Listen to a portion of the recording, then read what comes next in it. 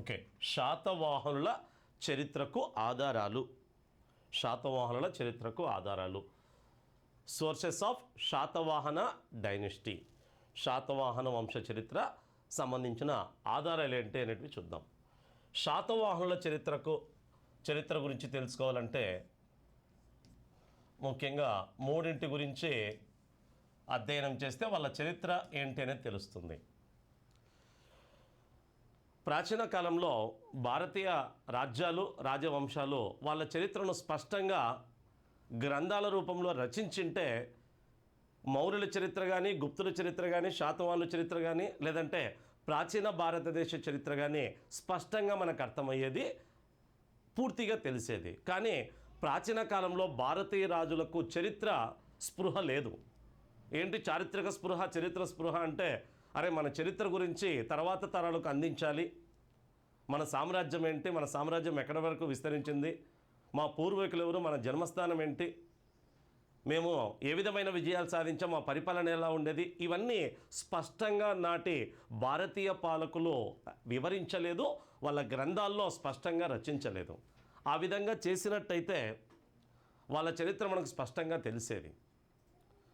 ప్రాచీన కాలంలో భారతీయ రాజుల చరిత్ర స్పష్టంగా లేకపోవడానికి ప్రధాన కారణం భారతీయ రాజుల్లో చారిత్రక స్పృహ లోపించడమే.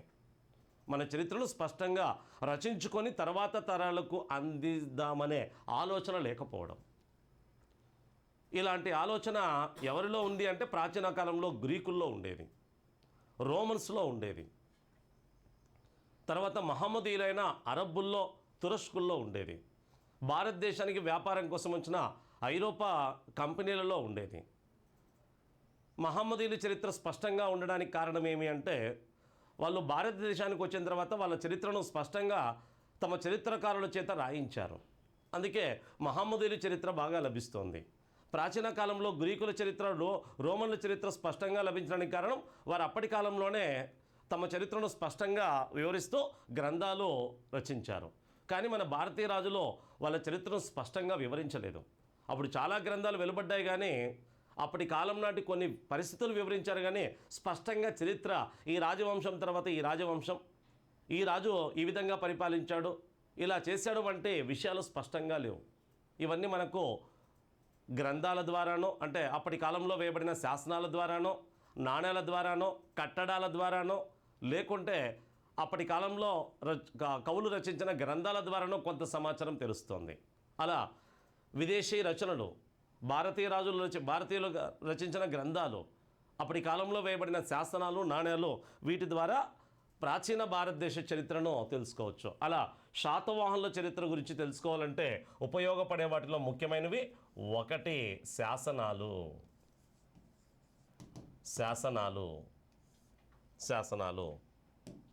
2 నాణేలు,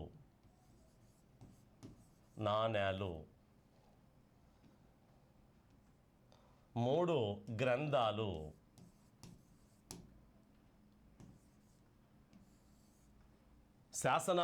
4 గ్రంథాల ద్వారా వీళ్ళ చరిత్రను తెలుసుకోవచ్చు. శాతవాహనుల చరిత్ర గురించి శాసనాల ద్వారా, నాణేల ద్వారా, గ్రంథాల ద్వారా తెలుసుకోవచ్చు. ఫస్ట్ వన్, శాసనాలు చూద్దాం. శాతవాహనుల చరిత్ర గురించి తెలిపే శాసనాలు. శాతవాహనుల శాసనాలు బ్రహ్మీ లిపిలో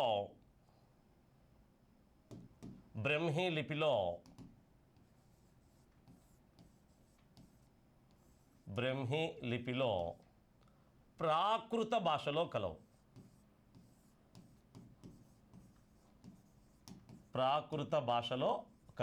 బ్రహ్మీ లిపిలో ప్రాకృత భాషలో కలవు వీళ్ళ శాసనాలన్నీ. బ్రహ్మీ లిపి ఎడమ నుండి కుడికి రాస్తారు. ఎలా రాస్తారు? ఎడమ నుండి కుడికి, అంటే మనం రాసే పద్ధతే. బ్రహ్మీ లిపి ఎడమ నుండి కుడికి రాస్తారు.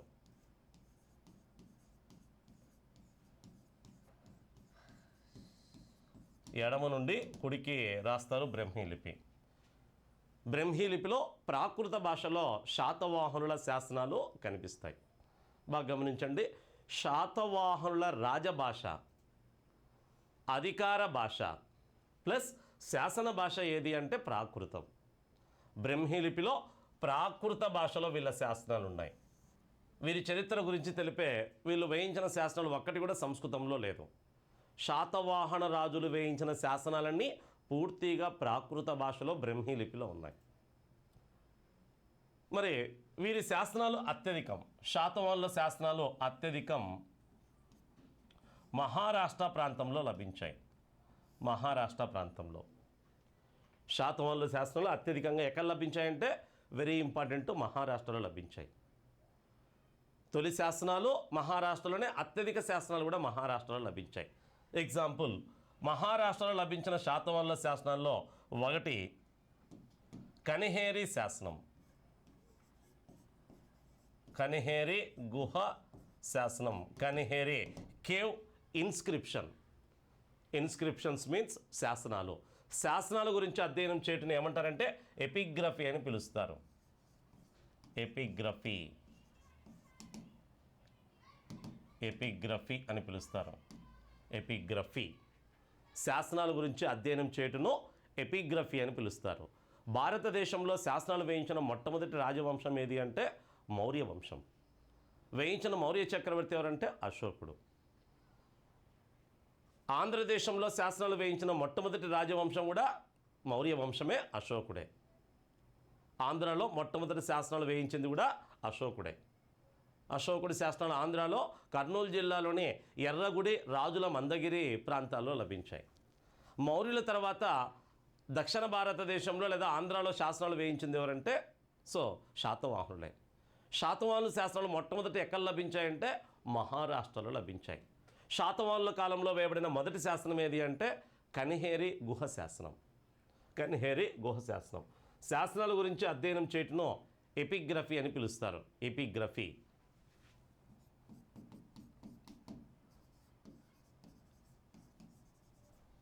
ఎపిగ్రఫీ అని పిలుస్తారు. ఎపిగ్రఫీ, ఏపీగ్రఫీ అని గుర్తుంచుకోండి. ఏపీగ్రఫీ అన్నట్టు. ఎపిగ్రఫీ అనగా శాస్త్రాల గురించి అధ్యయనం చేయటం. ఓకే. కనిహేరి గుహ శాసనం మహారాష్ట్రలో లభించింది. మరొకటి నానేఘాట్ శాసనం. నానేఘాట్ శాసనం. నాసిక్ శాసనాలు, నాసిక్లో ఎక్కువ లభించాయి. నాసిక్ శాసనాలు మరియు కార్లే శాసనాలు. కార్లే శాసనం.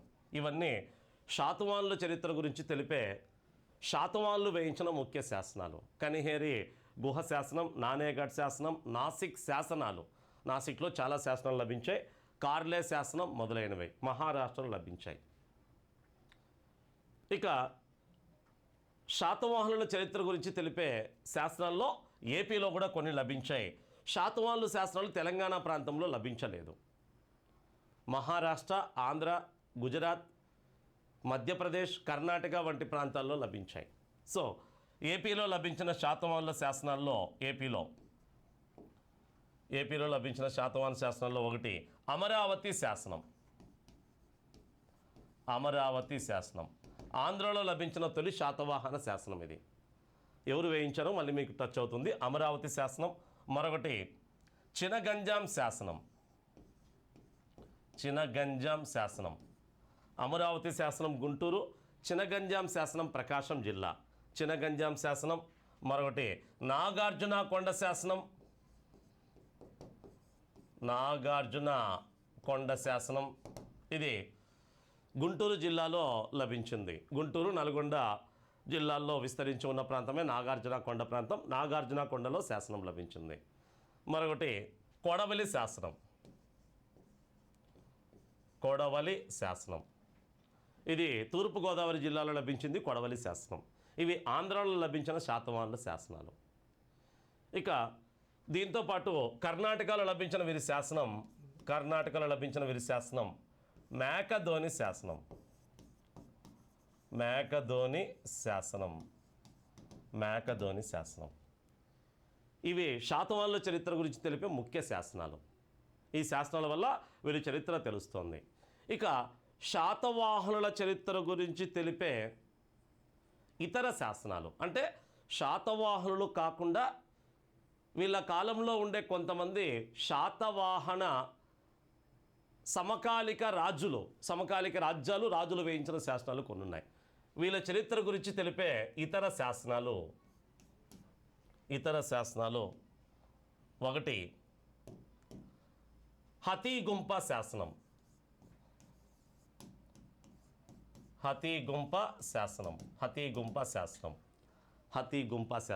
శాతవాహనుల చరిత్ర గురించి తెలిపే ఇతర శాసనం. అంటే ఈ వంశస్థులు వేయించలేదు ఈ శాసనాన్ని, కళింగ కారవేలుడు వేయించాడు. ఎవరో కళింగ కారవేలుడు అనేది తర్వాత చూద్దాం. హతీగుంప శాసనం ప్రాకృత భాషలోనే ఉంది. అదేవిధంగా మరొక ముఖ్యమైన శాసనం జునాగఢ్ శిలాశాసనం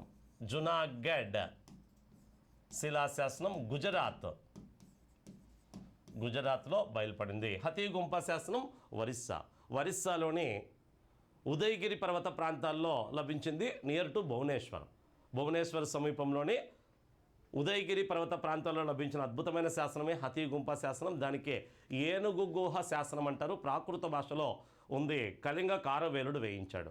శాతవాహనుల చరిత్ర గురించి కొంత సమాచారం ఇస్తుంది. జునాగఢ్ శిలాశాసనం ఇది ఒక గుజరాత్లో లభించింది. ఇది ఒక శకరాజు రుద్రదామనుడు అనే వ్యక్తి వేయించాడు. ఇది సంస్కృత భాషలో ఉంది. జునాగఢ్ శిలాశాసనం ఏ భాషలో ఉంది? సంస్కృత భాషలో.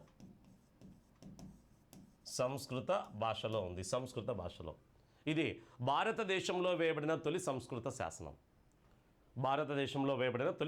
శాసనం జునాగఢ్ శిలాశాసనం.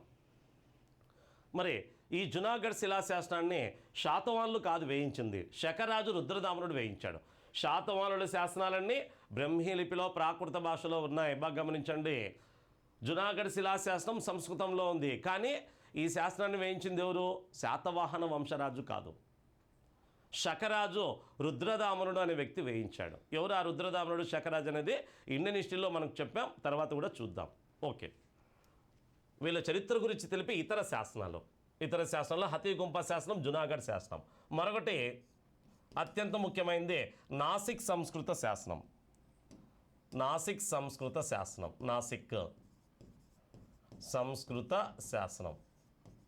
జునాగఢ్ సంస్కృత శాసనము రుద్రదామనుడు. ఇంకా నాసిక్ సంస్కృత శాసనం ఒక శకరాజు వేయించాడు. ఆ శాసనాన్ని వేయించిన వ్యక్తి ఉషవదత్తుడు అనే వ్యక్తి. మహారాష్ట్రను పరిపాలించిన ఒక యువరాజు వేయించాడు. ఆ శాసనాన్ని వేయించిన వ్యక్తి ఉషవదత్తుడు వేయించాడు. ఉషవదత్తుడు వేయించాడు. వీళ్ళ చరిత్ర గురించి ఎక్కువ సమాచారం ఇచ్చే శాసనాలు ముఖ్యమైనది నాసిక్ సంస్కృత శాసనం. ఇక్కడ కూడా నాసిక్లో శాసనాలు చాలా లభించాయి శాతవాహనులకు సంబంధించి. అందులో ముఖ్యమైనవి గౌతమి బాలాసుర వేయించిన నాసిక్ శాసనాలు. అవన్నీ ప్రాకృత భాషలో ఉన్నాయి. కానీ అదే నాసిక్ ప్రాంతంలో ఉషవదత్తుడు అనే ఒక యువరాజు వేయించిన శాసనం నాసిక్ సంస్కృత శాసనం. శాతవాహనుల పరిపాలనకు సంబంధించిన అనేక విషయాల గురించి తెలిపే అద్భుతమైన శాసనం. పరిపాలన గురించి వచ్చినప్పుడు ఈ శాసనం ఎక్కువగా మనకు టచ్ అవుతుంది, గుర్తుంచుకోండి. మరొకటి జున్నార్ శాసనం. వీళ్ళ చరిత్ర గురించి తెలిపే మరొక శాసనం జున్నార్ శాసనం. ఇది కూడా మహారాష్ట్రలో లభించింది. జున్నార్ శాసనం సంస్కృత భాషలోనే ఉంది. సంస్కృత భాషలో ఇది ఉషవదత్తుడి యొక్క మంత్రి ఆయమల అనే వ్యక్తి వేయించాడు. ఎవరు? ఉషవదత్తుడి మంత్రి ఆయమల. మళ్ళీ టచ్ అవుతారులేండి వీళ్ళు. ఆయమల అనే వ్యక్తి వేయించాడు. ఆయమల అనే వ్యక్తి వేయించాడు. ఇది మహారాష్ట్రను పరిపాలించిన శకరాజుల గురించి, శాతవాహనుల కాలం నాటి కొంత పరిపాలన లేదా వ్యాపారకు సంబంధించిన వ్యవహారాల గురించి తెలిపే శాసనం జున్నార్ శాసనం. వీళ్ళ చరిత్ర గురించి తెలిపే ఇతర శాసనాలు అంటే ఇవన్నీ శాతవాహనులు వేయించిన శాసనాలు అయితే ఇవన్నీ శాతవాహనుల కాలంలో ఉండే ఇతర రాజ్యాలకు సంబంధించిన రాజులు వేయించిన శాసనాలు. హతీగుంప శాసనం, జునాగఢ్ శాసనం, నాసిక్ సంస్కృత శాసనం, జున్నార్ శాసనం, అందవ్ శాసనం చష్టన అనే వ్యక్తి వేయించాడు. అందవ్ శాసనం చష్టన అనే వ్యక్తి వేయించాడు. మరొకటి కనిహేరిలో కూడా మరొక శాసనం లభించింది. ఇక్కడ కాకోకుండా మరొక కనిహేరి శాసనం రుద్రదమనిక అనే ఆమె వేయించింది. అందవ్ శాసనాన్ని చష్టన అనే వ్యక్తి వేయించాడు. కనిహేరిలో మరొక శాసనాన్ని వేయించింది రుద్రదామనుడి యొక్క కుమార్తె రుద్రమదమనిక. ఇవన్నీ శాతవాహనుల చరిత్ర గురించి తెలిపే శాసనాలు. ఏం తెలుపుతాయనేది వాళ్ళ చరిత్ర గురించి వచ్చినప్పుడు స్పష్టంగా చూద్దాం. ఇక్కడ వెరీ ఇంపార్టెంట్ శాతవాహనుల చరిత్ర గురించి తెలిపే వాటిలో ముఖ్యమైనవి శాసనాలు. ఇవన్నీ బ్రహ్మీ లిపిలో ప్రాకృత భాషలో ఉన్నాయి. వీళ్ళ చరిత్ర గురించి తెలిపే శాసనాలు అత్యధికం ఏ రాష్ట్రంలో బయలుపడ్డాయంటే మహారాష్ట్ర. అందులో మొట్టమొదట శాతవాహనుల చరిత్ర గురించి తెలుపుతున్న శాసనం ఏది అంటే కనిహేరి శాసనం. శాతవాహనుల కాలంలో వేయబడిన తొలి శాసనం ఏది అంటే కనిహేరి గుహ శాసనం. కనిహేరి గుహ శాసనం. ఇక మిగతా శాసనాలు జస్ట్ ఐడియా ఉండాలి, ఎవరెవరు వేయించారు ఏంటి అనేది తర్వాత చూద్దాం. ఇంకా భారతదేశ చరిత్రలో మొట్టమొదటి సంస్కృత శాసనం జునాగఢ్ శాసనం. శకరాజు రుద్రదామనుడు వేయించడో ఈ శాసనం గుజరాత్ రాష్ట్రంలో బయలుపడింది. ఇక నాసిక్ సంస్కృత శాస్త్రం, జున్నార్ శాసనం మహారాష్ట్రలో, ఇవి కూడా శకరాజులు వేయించిన శాసనాలు. ఇవన్నీ ఏం చెప్తాయో కూడా చూద్దాం. ఓకే, ఇక శాసనాల తర్వాత వీళ్ళ చరిత్ర గురించి తెలిపే వాటిలో ముఖ్యమైనవి రెండోవి నాణ్యాలు కాయిన్స్, నాణ్యాలు. శాతవాహనుల కాలంలో ముద్రించబడిన నాణ్యాలు ముఖ్యంగా అత్యధికంగా ఏ నాణ్యాలను ముద్రించారంటే సీసపు నాణ్యాలను ముద్రించారు. లీడ్ కాయిన్స్ సీసపు నాణ్యాలు. అత్యధికంగా సీసపు నాణ్యాలను ముద్రించారు. సీసపు నాణ్యాలు, దాంతోపాటు రాగి కాపర్ కాయిన్స్, రాగి నాణ్యాలు. మరొకటి పొటీన్ నాణ్యాలు.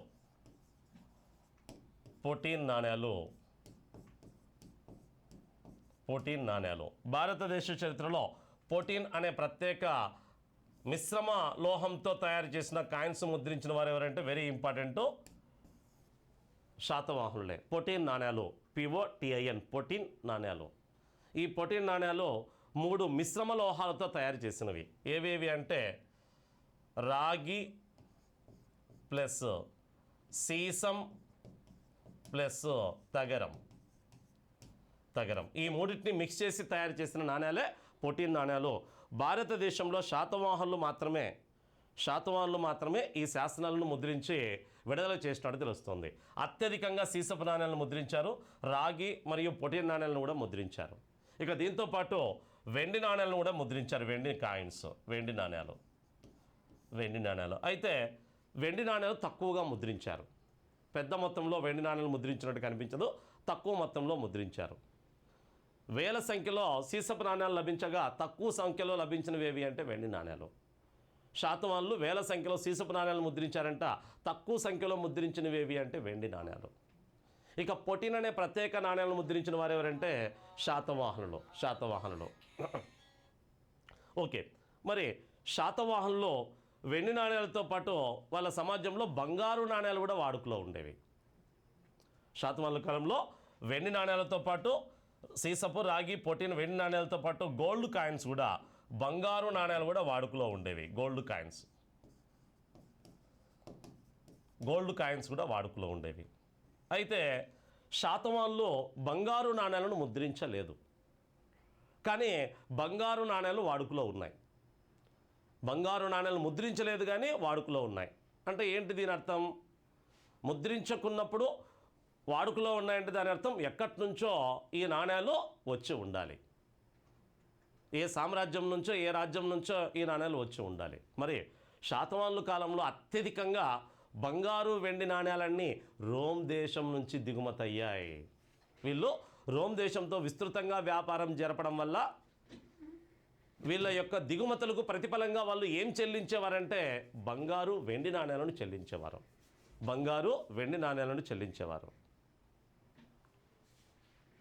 ఎంతమంది జాయిన్ అయినారు? ముగ్గురేనా? ఏమైంది?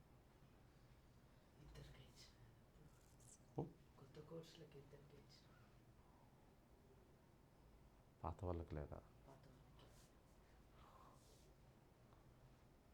డాడీ చెప్పాడా? Okay. Nagajyothi. Okay,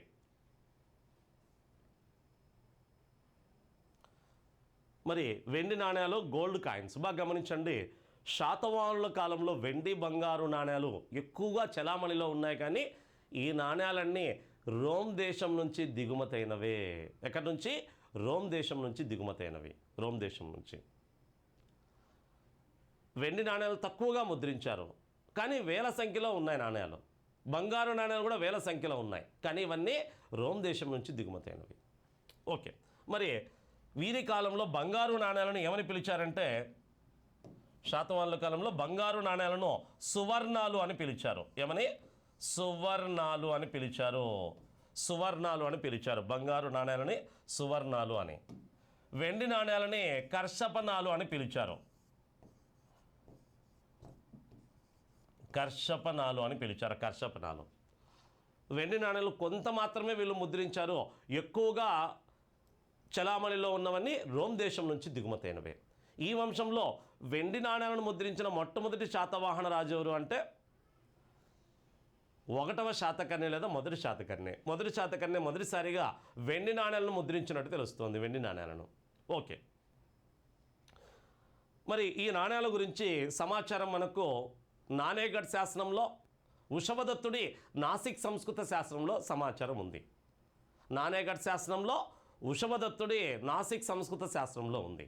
example, ఉషవదత్తుడి Nashik సంస్కృత శాసనం ఒక సువర్ణం ఈజ్ ఈక్వల్ టు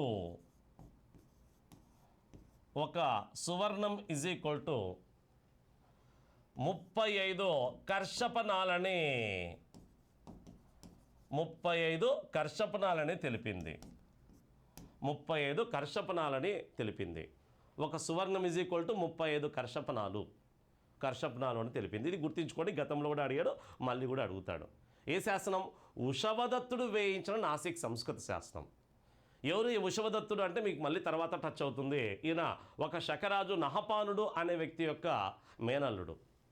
నహపానుడు అనే శకరాజు యొక్క మేనల్లుడే ఉషవదత్తుడు. ఓకే.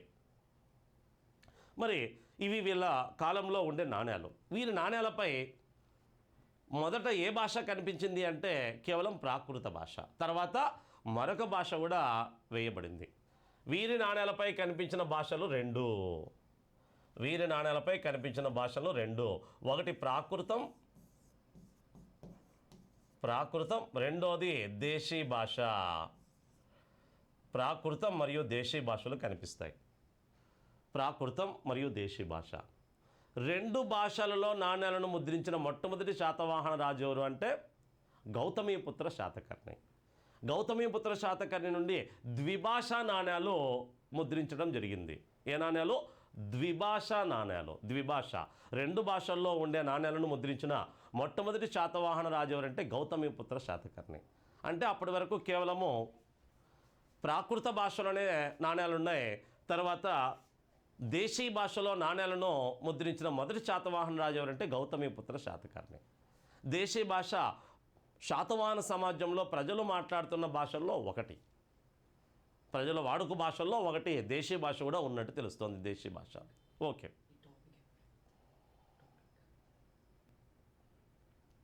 ఇంకొక 20 minutes. ఓకే.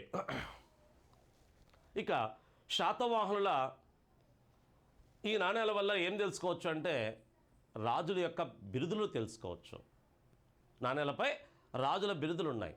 అంతేకాకుండా వాళ్ళకి సంబంధించిన మతం గురించి, అంటే చాలా వరకు వీరి నాణేలపై బౌద్ధ మతానికి సంబంధించిన చిహ్నాలు కనిపిస్తాయి. ముఖ్యంగా బౌద్ధ చైత్యం, రావి వృక్షం,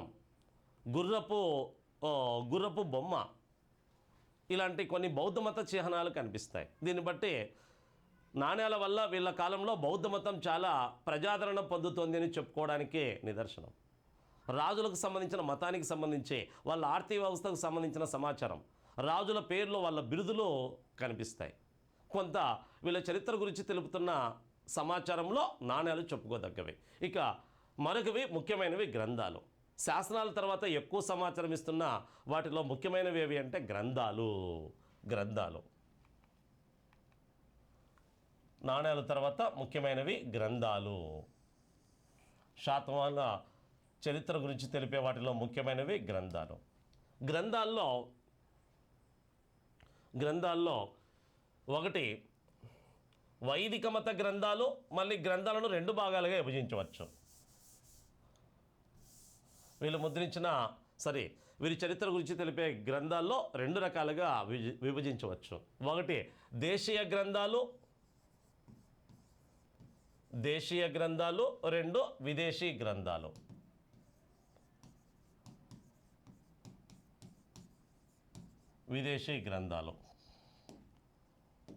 దేశీయ గ్రంథాలు, 2 విదేశీ గ్రంథాలు.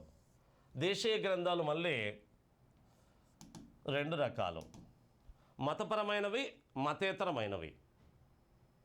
మతపరమైన గ్రంథాలు, లౌకిక గ్రంథాలు, సెక్యులర్ లిటరేచర్. సో దేశీయ గ్రంథాల్లో ఒకటి వైదిక మత గ్రంథాలైన పురాణాలు ఎక్కువ సమాచారం అందిస్తున్న వాటిలో ముఖ్యమైనవి పురాణాలు. వైదిక మత గ్రంథాలు ఇవి. వైదిక మత గ్రంథాలు 2, జైన మత గ్రంథాలు 3, బౌద్ధ మత గ్రంథాలు. దేశీయ గ్రంథాల్లో మతపరమైన గ్రంథాలు ఇవన్నీ. మతపరమైన గ్రంథాల్లో వైదిక మత గ్రంథాలు, జైన గ్రంథాలు, బౌద్ధ గ్రంథాలు.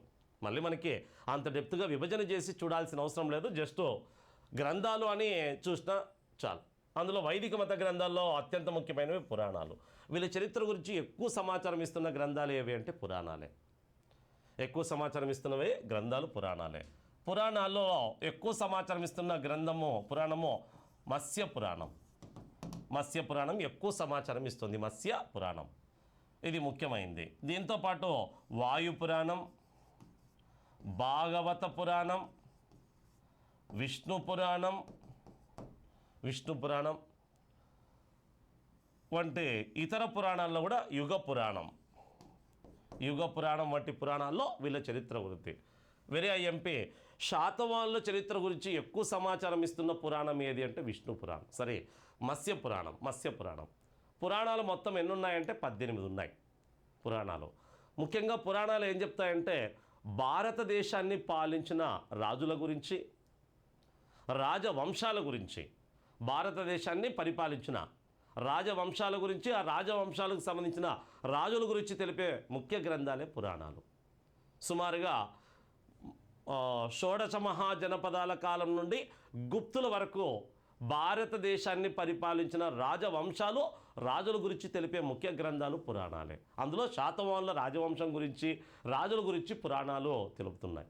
పురాణాలు శాతవాహనులు శూద్రులు అని తెలుపుతున్నాయి.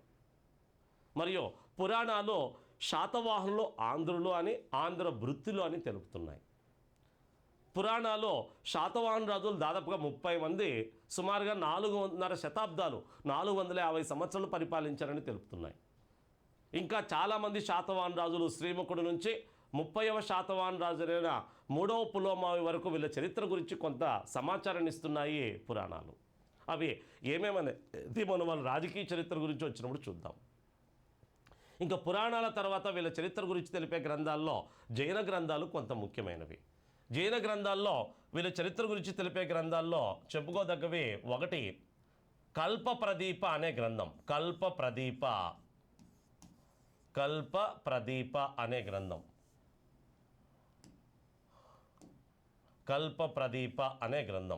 కల్పప్రదీప. ఈ కల్పప్రదీప అనే గ్రంథాన్ని జీనా ప్రభసూరి అనే వ్యక్తి రచించాడు సంస్కృతంలో. ఎవరు? జీనా ప్రభసూరి రచించాడు కల్పప్రదీప. జీనా ప్రభసూరి రచించాడు. ప్రభసూరి ఇది ముఖ్యంగా తొలి శాతవాహన రాజుల యొక్క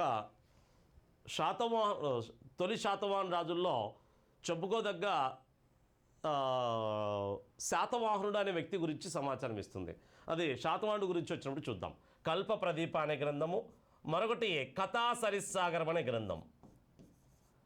కథా సరిస్తాగరం అనే గ్రంథం. కథా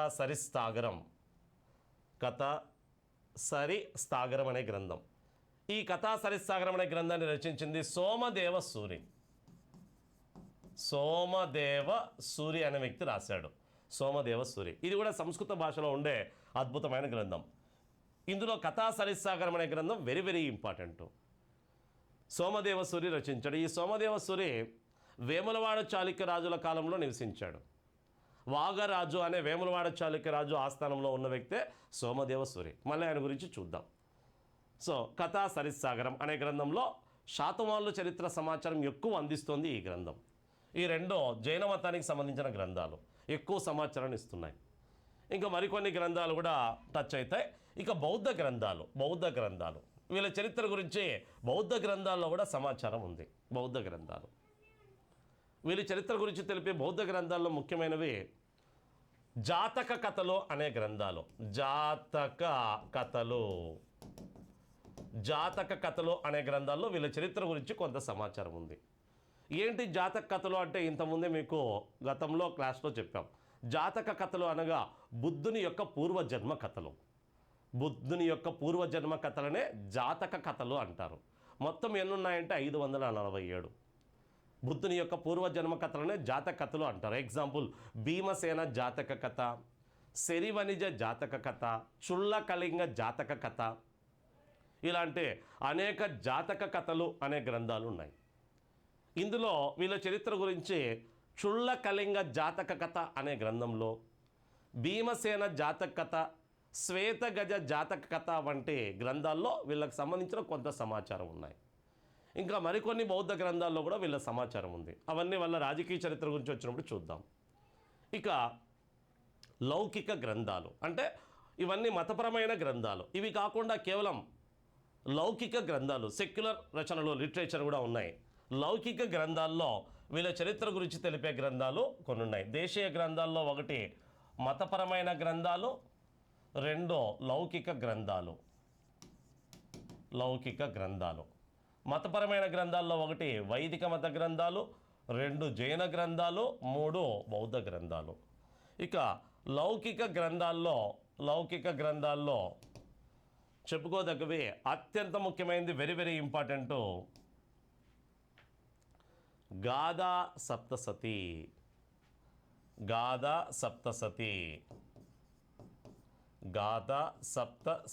ఇది వీళ్ళ చరిత్ర గురించి ఎక్కువ సమాచారం ఇస్తున్న అత్యంత ముఖ్యమైన గ్రంథం గాథా సప్తసతి. వీళ్ళ కాలంలోనే రచించబడింది. హలుడు అనే వ్యక్తి రాశాడు. హలుడు ఏ భాషలో రాశాడంటే ప్రాకృత భాషలో రాశాడు. మళ్ళీ మనకు టచ్ అవుతుంది. గాథా సప్తసతి శాతవాహనుల కాలం నాటి సమాజం గురించి ఎక్కువ సమాచారం ఇస్తున్న గ్రంథం ఇదే. శాతవాహనుల సామాజిక విషయాలకు దర్పణం పట్టే గ్రంథం ఏది అంటే గాథా సప్తసతి. శాతవాహనుల సామాజిక విషయాల గురించి అంటే వాళ్ళ సమాజంలో ప్రజల జీవన విధానం ఏ విధంగా ఉండేది, మహిళల యొక్క ఇష్టాలేంటి, వాళ్ళ సమాజంలో ప్రభుత్వ ఉద్యోగుల గురించి, ఆర్థికపరమైన విషయాల గురించి, మతపరమైన విషయాల గురించి వంటి అనేక విషయాల గురించి తెలుపుతున్న అద్భుతమైన గ్రంథం ఏది అంటే గాథా సప్తసతి. ఎన్నోసార్లు టచ్ చేశాడు. గతంలో గ్రూప్ 2 ఎగ్జామ్లో కూడా శాతవాహనుల సామాజిక విషయాల గురించి తెలిపే ముఖ్య గ్రంథం ఏది అని అడిగాడు. గాథా సప్తసతి. గాథా సప్తసతితో పాటు వీళ్ళ కాలం నాటి సమాజం గురించి తెలిపే మరొక గ్రంథం కామసూత్ర సంస్కృత భాషలో ఉంది. వాత్సాయనుడు రచించాడు. ఎవరు? వాత్సాయనుడు రచించాడు. అయితే ఈ కామసూత్ర అనే గ్రంథము వీళ్ళ కాలంలో రచించబడలేదు. గుప్తుల కాలంలో రచించబడిన గ్రంథం కామసూత్ర. కానీ శాతవాహనుల కాలం నాటి సమాచారం కొంత ఇస్తోంది. ముఖ్యంగా శాతవాహనుల సమాజం గురించి తెలిపే ముఖ్య గ్రంథం గాథా సప్తసతి అయితే, రెండవ గ్రంథం ఏది అంటే కామసూత్ర. సమాజంలో మహిళలకు సంబంధించిన విషయాల గురించి, నాటి సమాజంలో ముఖ్య వినోదాల గురించి, ఇతర విషయాల గురించి తెలుపుతున్న మరొక గ్రంథం కామసూత్ర. వీళ్ళ కాలంలో రచించబడలేదు. ఇక వీళ్ళ చరిత్ర గురించి వీళ్ళ కాలంలో రచించబడిన మరొక గ్రంథం లీలావతి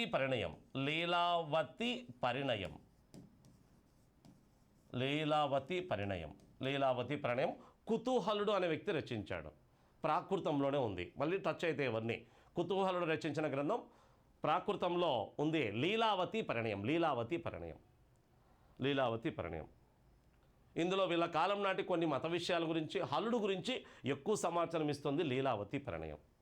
ఇంకా వీళ్ళ చరిత్ర గురించి తెలిపే గ్రంథాల్లో బృహత్కథ అనే గ్రంథం, గుణాఢ్యుడు రచించిన అద్భుతమైన గ్రంథం బృహత్కథ వీళ్ళ కాలంలోనే రచించబడింది. బృహత్కథ అనే గ్రంథం గుణాఢ్యుడు రచించాడు.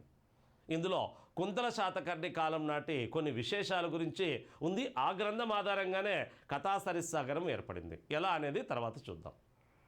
ఇక వీళ్ళ కాలం నాటి చరిత్ర గురించి తెలిపే మరొక గ్రంథం కాతంత్ర వ్యాకరణం.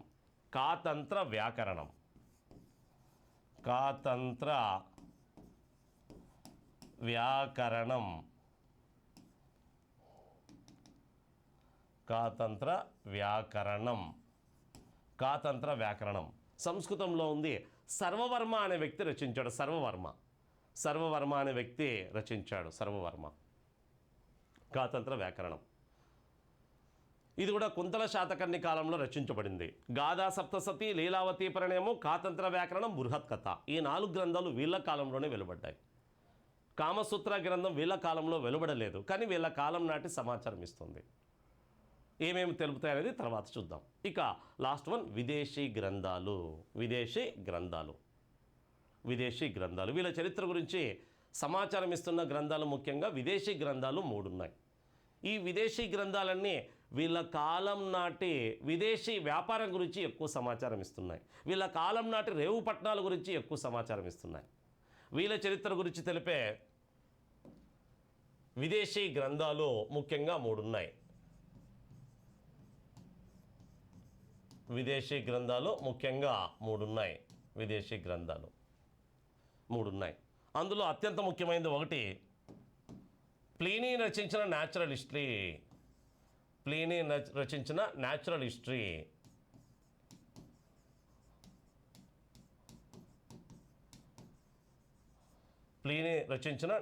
హిస్టరీ అనే గ్రంథం. ప్లీనీ రచించిన న్యాచురల్ హిస్టరీ ఇది శాతవాహనుల కాలంలో శాతవాహనుడికి రోమ్ దేశానికి జరిగిన విస్తృతమైన వ్యాపారం గురించి వివరిస్తుంది. వ్యాపారం గురించి వచ్చినప్పుడు చూద్దాం. ప్లీనీ రచించిన న్యాచురల్ హిస్టరీ. ఇక మరొకటి the guide to geography. Ptolemy రచించిన the guide to geography. The guide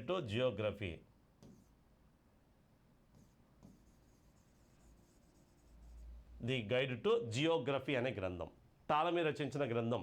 ఇది కూడా శాతవాహనుల కాలంలో మైసోలియా రేవుపట్నం ద్వారా విదేశాలతో జరిగిన వ్యాపారం గురించి తెలిపిన ముఖ్యమైన గ్రీకు దేశ గ్రంథం. టాలమీ గ్రీకు దేశస్థుడు, ప్లీనీ రోమ్ దేశస్థుడు. అది లాటిన్ భాషలో, ఇది గ్రీకు భాషలో ఉంది. ఇక వీళ్ళ చరిత్ర గురించి తెలిపే మరొక అద్భుతమైన గ్రంథము, విదేశీ గ్రంథము Periplus of the Erythraean Sea. ఒక గ్రీకు దేశానికి చెందిన అజ్ఞాత నావికుడు రచించిన అద్భుతమైన గ్రంథమే పెరిప్లస్ ఆఫ్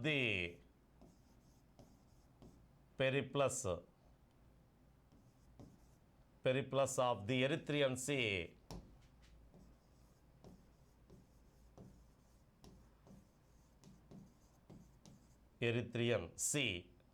దీన్ని ఒక గ్రీకు దేశానికి చెందిన అజ్ఞాత నావికుడు తన పేరును పెట్టుకొని వ్యక్తి అజ్ఞాత నావికుడు రచించాడు